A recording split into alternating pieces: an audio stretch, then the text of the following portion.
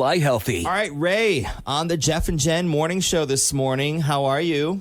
I'm good, thanks. How are you? We're here for business, right? You need answers. Yep. All right, so we have your email here, but why don't you kind of fill us in about your date with Paul, how it started, how you met, and where you think maybe it went wrong. Oh, gosh. So I met him on Bumble, and I thought we had the best date ever, honestly. It was phenomenal. It was just lunch, and it only lasted an hour, but I thought we really hit it off. We talked about tons of stuff. The conversation kept flowing, no awkward pauses. He's really cute, like Paul Rudd cute, appropriate name. He has a great smile. He has a great laugh. He looks like he works out some, not a lot. Like he doesn't look like, he lives at the gym or something, but he looks healthy and attractive and like he takes care of himself. He ordered a salad with salmon on it, and that screams healthy to me, right? Sure. I thought we had a lot in common, same interests, same kinds of life priorities. We're both kind of homebodies. We're not into going out all the time and getting drunk, more movies and couch kind of people. Quick question for you, Ray. Are you in meeting leadership at all? Do you lead meetings at your job? Because you are like very structured and ordered, and this is you have all the details. I just wondered. It sounds like you would do a really good presentation. I love it. We That's need what you to Tim run is some like, meetings yeah, around here. This is wonderful. That's what I was going to say. Well, I've been going over the state obsessively, so I've had time to think through all the little things. No, I believe it. We're big fans of the lunch meeting because you're not forced. Because we like to eat. Well, yeah, we like food, but you're not forced into like this big long evening with expectations. You can kind of, duck out if it's not working great, or if it is going great, you can always add in, hey, let's meet up later or the next day. So you ordered salmon, then what happened? Yeah. He was very complimentary. He told me I had a really pretty smile, and I honestly think he meant it. Like, it didn't feel like a stupid line or anything. And then at the end of the date, he hugged me and left, and that was it. And he said it was really nice to meet me, and I took the whole thing as a really good sign, but I haven't heard from him since, and I'm really bummed. I texted him twice, and I haven't heard anything back. Get into any heavy or controversial conversations. You didn't say, people are very easily triggered these days. Masks, vaccines, politics. So there's Ukraine. a lot of dance, all kinds of social justice issues that are going on. It's very easy to trigger or offend someone these days. Yeah, what did you talk about on the date? Did you go Was it all anywhere surface? that could have maybe, rubbed him the wrong way? Not to my knowledge. Honestly, it stayed in pretty, easy, fun territory. We talked about what we did for a living a little bit about our backgrounds, but mainly it was just things that we both discovered we both enjoyed, like books that we had both read and, things like that. But also, on the app, on the site, where we met, some of that stuff is sort of already taken care of. Like, we're both fully vaxxed and boosted. Like, I wouldn't have gotten together to meet him if that wasn't the case. So that's the thing. We didn't, we weren't like, hey, Trump, am I right? Let's chat about that on our first date, but to me, it stayed out of that realm. I haven't dated in a very long time, but I feel like if I was going to start dating again, I would love for someone to try to offend me. How far can you push it? Are you kidding? I think you would have a hot head right away. Do you? You would be like, are you kidding me with that? Especially if you start schlepping a couple of those Labatt Blues. I know how much you like a good Canadian beer. That's very true.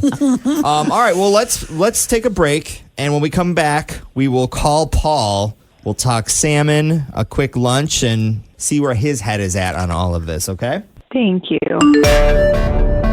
Cincinnati's Q102 second date update with the Jeff and Jenn morning show. Jeff is off today.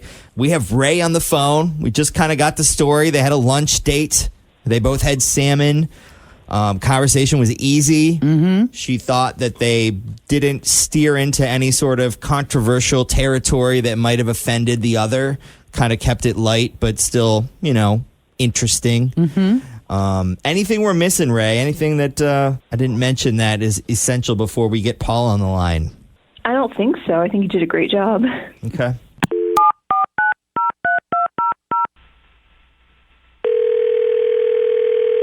Calling Paul.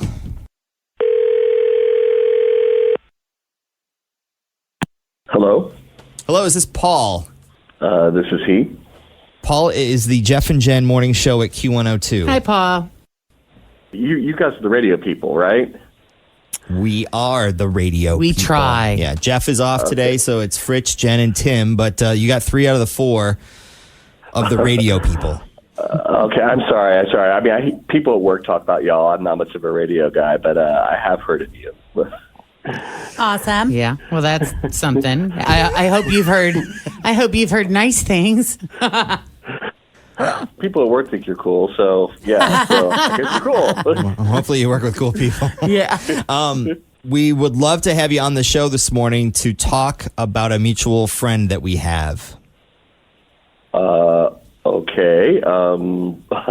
Sure. Why not? It's an interesting morning for you, Paul. Just go with the flow. And we want to talk to you about Ray. Ray, who you had a lunch meeting with. Right. What do you want to know about Ray?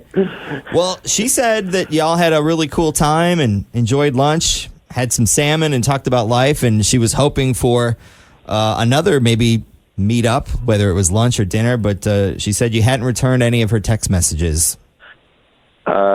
Yeah. Well, I can, I guess, tell you about that. I mean, she's cute. It was actually a pretty good date, but she has 8 chickens, like 8 chickens, and they live in the house. Well, it's cold outside. Yeah, that's what chicken coops are for. They sleep in her bed. What? Yeah, that's just weird. And I'm out. I'm out too. I'm down with dogs. Cats are okay, but I kind of draw the line at farm animals. No pigs, no goats. I'm calling no foul. sheep. Now, how much do you really know about chickens? Are you really in a position to make this judgment call without learning everything there is to learn about chickens? The answer is yes. This is not real. This is not real. I swear. So we hang on. talked a lot about a chicken. So, Paul, let's work our way through this. You were at lunch. You're on a date. You connected on Bumble. You're getting to know each other. Maybe there's a question along the lines of, so do you have any pets? Well, actually, I don't have 6 or 7 chickens. I have 8, and they sleep in my bed. Like, how did that all get shared? Well, it started with the chickens, and so I thought, well, tell me more about these chickens. I figured, I mean, it's interesting if you keep chickens in your backyard, and get For eggs, in the fresh morning. eggs, My fresh brother, they have organic a few. eggs. Yeah. We have Ray on the phone with us now. So, Ray, girl. would you like to respond to the chickens that live in your house? Have you not heard from anyone else in your circle that that's a little bit different than mainstream? Paul, you said you thought it was so cool. You asked me all kinds of questions about them. You loved that I had fresh organic eggs every day. You seemed so excited. Yeah, I asked a lot of questions because I was waiting for it to stop being weird. And it just kept getting weirder. It never happened. Sorry, I mean, fresh eggs, cool. A chicken coop in your backyard, interesting. Chickens sleeping with you at bed at night? No. No, I don't sleep with the chickens. It's just it's cold sometimes outside, so they stay in the house, and sometimes they hop up on the covers. It's adorable. Right, in your bed while you're sleeping. You can just picture the old-fashioned country quilt. Yeah. I don't know much about chickens, but I just feel like there's something a little unsanitary about that. I had a friend Stuff. too. I have over a couple the of friends weekend. that have No, chickens. I'm a very clean person. Well, she told me that they're hard. She's like, it's hard to raise chickens. You think it's really easy, and it's not. And one of the things that we seem to connect on was being eco-conscious and whatnot, and it's awesome. I have a garden. I'm fortunate to live in a lovely house where I can have these things and get back to nature a little bit, and it's adorable. I'm a very clean person. It's not walking into some crazy situation. They're adorable. They gotta poop and feather everywhere. That's what I was what's happening with questioning that about. sitch? Paul, is there any way that you would work through this for a second date? You're sweet and all, but I can't do chickens, so no. The 8 chickens is kind of, for me, having a lot of pets or strange or unique or unusual or uncommon pet collections kind of falls under the whole sexually transmitted disease umbrella. It's like, at what point do you tell the person you're on the date with that you have all of these animals? Because do you want the person to kind of get to know you and enjoy you to the point where maybe the animals would be not a big deal, once you found out about them? The herpes, you can look because past you're in love them with the person. because you really care about no, this no. person. Or is it something that you come out of the gate with? Because this may be something I'm going to have to deal with at some point down the line with the current cat situation Yes, I have Jen is going turning on. into a cat lady about 20 years earlier than she had. Turning into Had it. She's already anticipated, there. yeah. I don't think that, 5 or 6 is that many. Like, I dig the fact that people have outdoor chickens. Do I dig the fact that people have indoor chickens? Absolutely not. Yeah. So I Well, can't have you sway ever on met that. an indoor chicken? Yeah. My cousin used to have a rooster that would come inside, and it was terrifying. Well, roosters are different than Ray, chickens. do they I'm have just names, saying. Ray? Do they have names? Of course, they have names.